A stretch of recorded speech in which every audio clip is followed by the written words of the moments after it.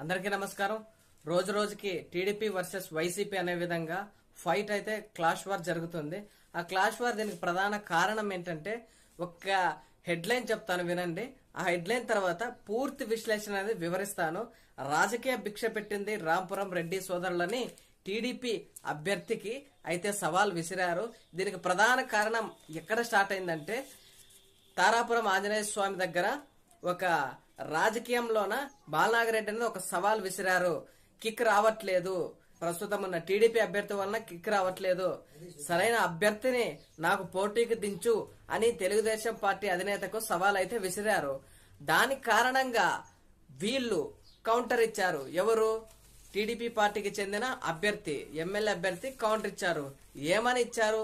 మిమ్మల్ని పోటీ ఢీ కొనాలన్నా మేమే, పోటీకి దిగాలన్నా మేమే, మిమ్మల్ని ఓడించాలన్నా మేమే అన్నట్టు ఒకరినొకరు విమర్శించుకోవడాలు అయితే జరిగాయి.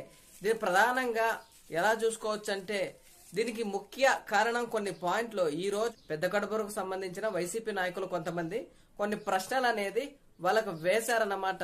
దీనికి ప్రధానంగా ఏమన్నారంటే రాజకీయ భిక్ష పెట్టింది రాంపురం రెడ్డి సోదరులు అంటే గతం 2019 ఎన్నికల్లోన టీడీపీ పార్టీ నుంచి వైసీపీ పార్టీలోకి వెళ్లి అక్కడి నుంచి ఈ ఎవరైతే ఇప్పుడు ప్రస్తుతం టీడీపీ అభ్యర్థి ఉన్నారో వాళ్ళ ఫాదర్ రామిరెడ్డి కేడీసీసీ చైర్మన్ పదవి అయితే ఈ రాంపురం రెడ్డి సోదరులు వాళ్ళకి ఇచ్చారు.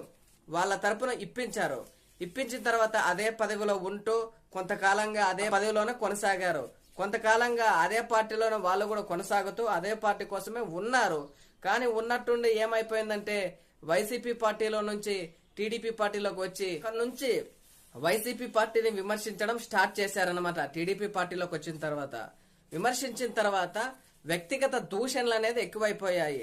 ప్రస్తుతం ఎవరైతే ఎమ్మెల్యే ఉన్నారో బాలనాగిరెడ్డి గారి పైన ఈ ప్రస్తుత టీడీపీ అభ్యర్థి అనేది నేను నీకు సరైన పోటీను, నేనే నిన్ను ఢీ కొడతాను, నీకు సరైన ఉజ్జినే చంద్రబాబు నాయుడు దింపాడు అనే విధంగా మాట్లాడారు. దాంతో పాటు వ్యక్తిగత విమర్శలు కూడా చేసుకున్నారు. రాంపురం రెడ్డి సోదరుల ఫ్యామిలీ పైన కూడా కామెంట్ చేశారని ఈరోజు ఒక సోషల్ మీడియాలో అయితే ఒక వార్త అయితే వచ్చింది. దాన్ని మనం ఎలా చూసుకోవాలంటే వాళ్ళు ఏం చెప్పుకున్నారంటే ప్రధానంగా ఈ ఫ్యామిలీకి జిల్లాలో ఉన్నత పదవులు కల్పించారు, జిల్లాలో ఉన్నత స్థానం పదవి అయిన కేడీసీసీ చైర్మన్ పదవిని ఇప్పించారు రాంపురం రెడ్డి సోదరులు అని వీళ్ళు ఒక పాయింట్ అయితే రేజ్ చేశారు. అది గమనించుకున్నట్లయితే ఇది వాస్తవమైన విషయమే. ఎందుకంటే గతంలో 2019 వైఎస్ఆర్ కాంగ్రెస్ పార్టీ గెలిచిన తర్వాత వీళ్ళు అదే పార్టీలో కొనసాగారు, అదే పార్టీలో ఉంటూ పదవులు కూడా అనుభవించారు. తర్వాత పార్టీ విధానాలు సరే, వీళ్ళు ప్రస్తుతం ఏం చేస్తున్నారని వీళ్ళు అంటున్నారంటే మీ పార్టీ విధానాలని ప్రజల దృష్టికి తీసుకెళ్ళండి, మీ పార్టీ పథకాలని ప్రజలకు తెలియజేయండి, అధికారంలోకి వస్తే మీరేం చేస్తారో తెలియజేయండి, అంతేగాని రాంపురం రెడ్డి సోదరుల పైన వ్యక్తిగత విమర్శలు దూషిస్తే కబడ్డార్ అంటూ వీళ్ళైతే ఛాలెంజ్లు అయితే విసిరారనమాట. వీళ్ళు మాట్లాడుతున్న మాటలకి ప్రత్యర్థి పైన దాడులు అయితే సంధించారు. సరే, మీరు అడగాల్సిన ప్రశ్నలు ఏమైనా ఉంటే మీరు ఒకవేళ వైసీపీ పార్టీ తరపు అధికారంలో ఉండి అప్పుడు గతంలో ఎక్కడైతే అభివృద్ధి పనులు చేయలేదో ఆ అభివృద్ధిని సగం ఎక్కడైతే ఉంటుందో దాన్ని పూర్తి చేస్తామని చెప్పండి, గాని వ్యక్తిగత దూషణలు సబబు కాదు అంటూ వీళ్ళైతే మాట్లాడారు. నెక్స్ట్ పాయింట్ చూసుకున్నట్లయితే మనము విమర్శలు అంటే మా ఎమ్మెల్యే పైన, మా ఎమ్మెల్యే కుటుంబం పైన మీరేమైనా వ్యక్తిగత దూషణలు సంధిస్తే మీ చరిత్రలు ఎవరికి తెలియనివి, మీ చరిత్రల గురించి మాకు తెలియదా, మీ చరిత్రలు బయట పెట్టాల్సిన అవసరం ఉంటుంది. కాబట్టి ఒక వ్యక్తిని అనే ముందు మీరు 1కి 10 సార్లు ఆలోచించుకోండి. ఎందుకంటే మా రెడ్డి సోదరుల పైన ఇలాంటి విమర్శలు చేస్తే మీ చరిత్రలు బయట పెట్టాల్సిన అవసరం ఉంటుంది. ఎందుకంటే 2009 అనేది మంత్రాలయం నియోజకవర్గం అనేది ఏర్పడిన సంవత్సరం. అంతకుముందు ఎమ్మిగనూరే మనకి ఉమ్మడి కాన్స్టిట్యున్సీ, ఎమ్మిగనూరు మంత్రాలయం కలిసి ఒక నియోజకవర్గంగా ఉండేది. బివి మోహన్ రెడ్డి ఉన్నప్పటి నుంచి మీ గురించి, మీ చరిత్రల గురించి మాకు పూర్తిగా తెలుసు.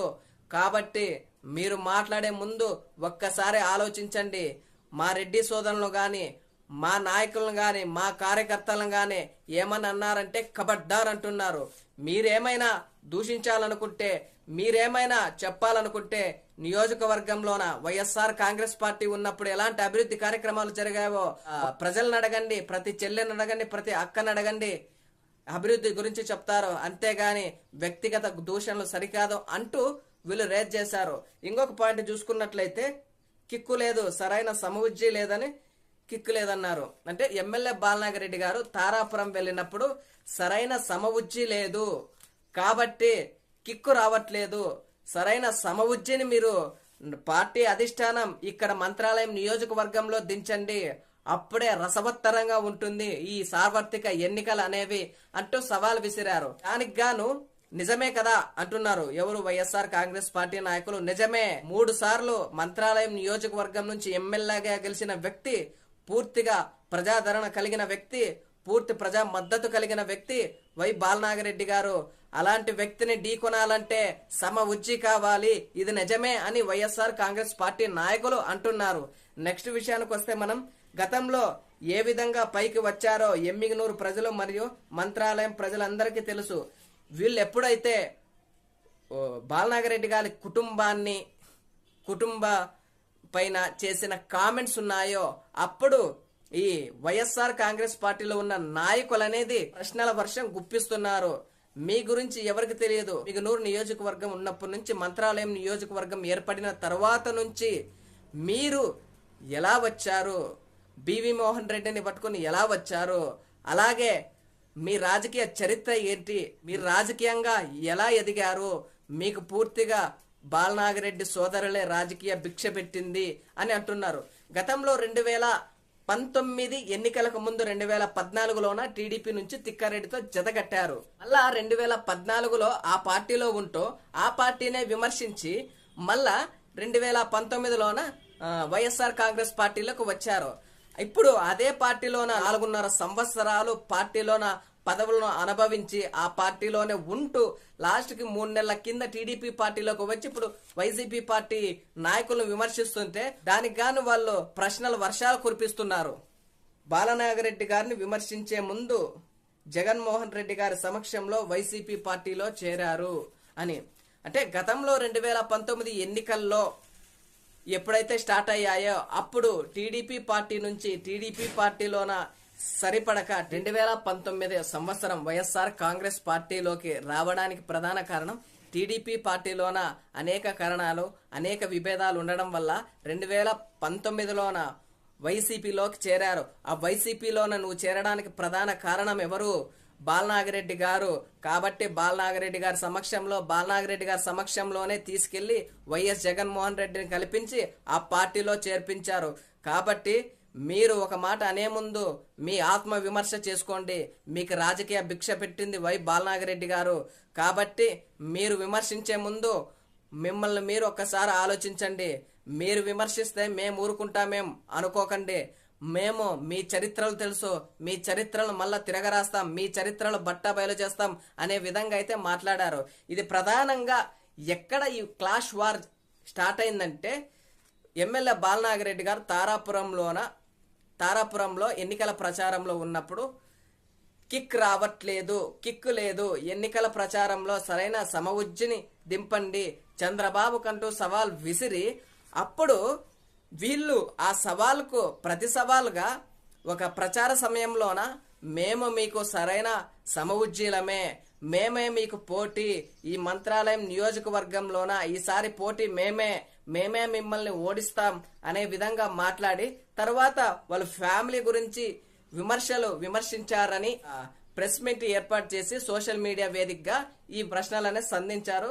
కాబట్టి రాజకీయ భిక్ష పెట్టింది వైఎస్ఆర్ కాంగ్రెస్ పార్టీ. కాబట్టి ఒక్కసారి అనే ముందు మీరు ఆలోచించుకోండి.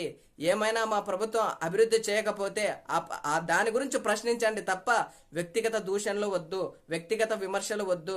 ఒకవేళ వ్యక్తిగత దూషణలు కావాలంటే మాకు మీ చరిత్రల గురించి తెలుసు, మీ గురించి తెలుసు. కాబట్టి కబడ్డార్ అంటూ వీళ్ళైతే ఒకళ్ళకు సవాల్ అయితే విసిరారు.